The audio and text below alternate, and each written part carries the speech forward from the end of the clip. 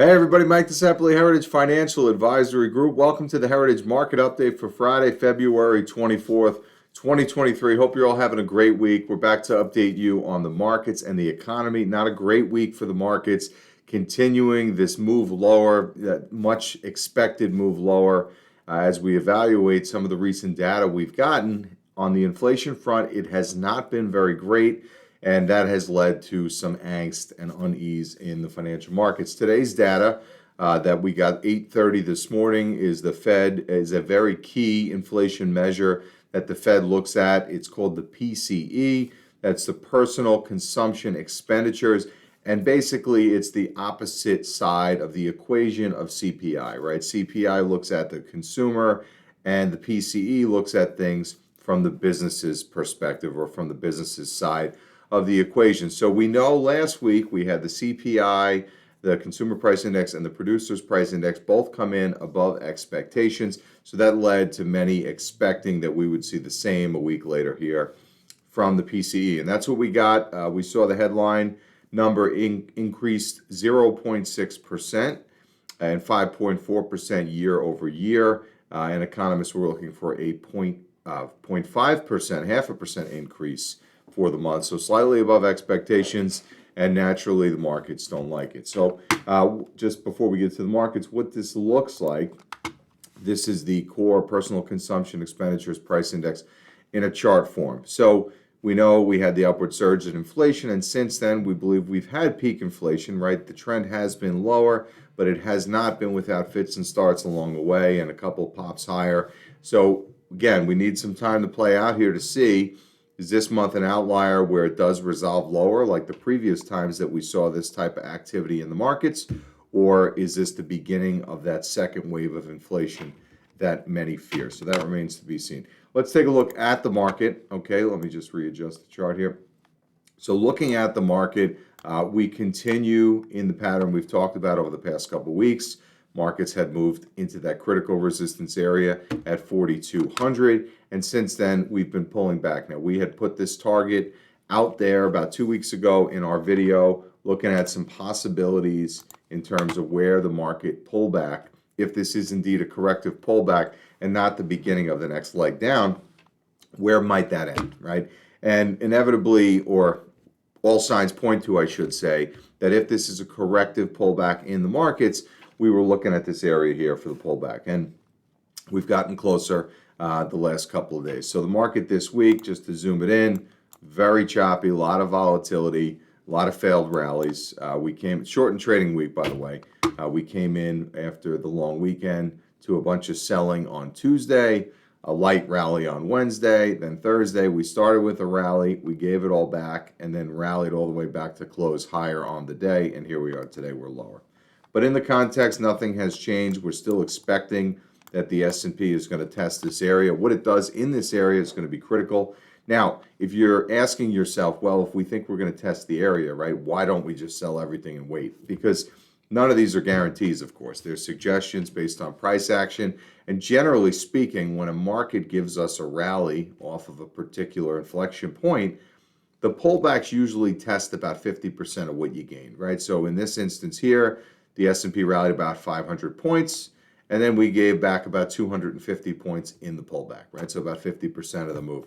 And then same thing here, right? We've got about a 400-point move on the S&P, so we would expect about 2 to 250 or so points in the pullback would be reasonable if this is corrective in nature and markets want to continue higher. Now, a lot of stocks have been acting indifferently to the market. One example of that is NVIDIA. NVIDIA had a phenomenal earnings report released the other day when all the expectations of the market were for this company to perform poorly. They beat the expectations, and we've seen the stock really break out nicely. Here's NVIDIA over the last 6 months, and this just goes to show you, right, in a market that has churned sideways and moved slightly higher. I think markets are up about 7% from the October low.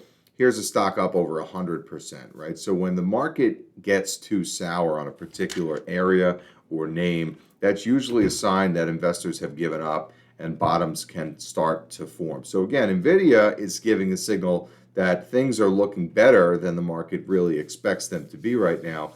But again, it's just one company, so we want to see if the market comes along for the ride. But we do like to see how the semiconductors are acting. I think it's a very important group of the market. Here's a little bit more zoomed out view.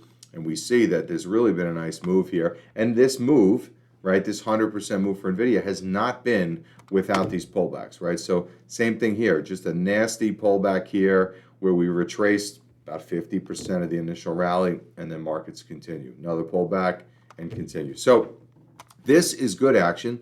The bulls want to see more companies like NVIDIA and the likes start to break out because semiconductors tend to be a great leading indicator for this market. We want to take a look at just some of the inflationary data. This is a different format of what we were looking at before. This is the Fed measures of median and mean inflation. And what we're seeing is there's some stickiness at these high levels, right? We had the immediate, I should say the parabolic move higher in inflation. We saw the peak. Things are starting to come back down, but they're remaining sticky at the high level, right? And obviously we don't want inflation to just get dormant at 7% and stay there. We need the slower. The stickier it becomes up at this level would imply to the Fed that maybe the terminal rate either needs to be a little bit higher or they need to get there more quickly. Now, we still believe the case that the terminal rate is achieved this year. So when I say the terminal rate, I mean the stopping point for the Federal Reserve. We believe that is achieved this year. We believe that is achieved sometime in the second or third quarter of this year. So that has not changed. It's just the size and the pace of what comes in the next two meetings will be very important to see. Does the Federal Reserve, after downshifting from 0.5% increase to a 0.25% increase last month, do they reaccelerate back to 0.5% just to try to snuff out any potential inflationary signs that show themselves? But all in all, at this point, we're basically through the Q4 earnings season, right? And remember, the earnings expectations were dismal coming into this year. And so far, again, it's one quarter of the year, but things came in better than expected. So I think some of the worst fears were put to bed for now. But nonetheless, this is definitely a challenging market with all the volatility that's going on. If you look at just today alone, we had the PCE data at 8:30. We had the consumer sentiment data at 10 a.m. We have 5 Fed speakers today throughout the course of the day. So all these things are, adding to the volatility in the market. And one thing I just wanted to go back to actually before I forget here is one thing we have to consider is that these bottoming processes, right, however long they take and wherever the bottom ends up being, they're very messy, okay? What went on in 2020 with this V-shaped recovery? Investors loved it. Don't get me wrong. We like quick recoveries, but this is not the norm. We think this is why a lot of investors got spoiled, thinking that every drop in the market is met by immediate buying. And actually, if you go back to 2018, it was similar. We chopped around in the fourth quarter, and then we had that really deep plunge into Christmas Eve, but then immediate recovery, right? 6 months later, investors had all their money back. Same thing with COVID. 9 months later, investors had all their money back. These are the exceptions, folks, not the norm, right? So again, this is more of a normal style of a bear market attempting to find some footing. Sloppy, choppy, a lot of false starts, scaring out investors on both sides of the trade, both bullish and bearish. So again, we are just allowing the data to dictate where we go from here.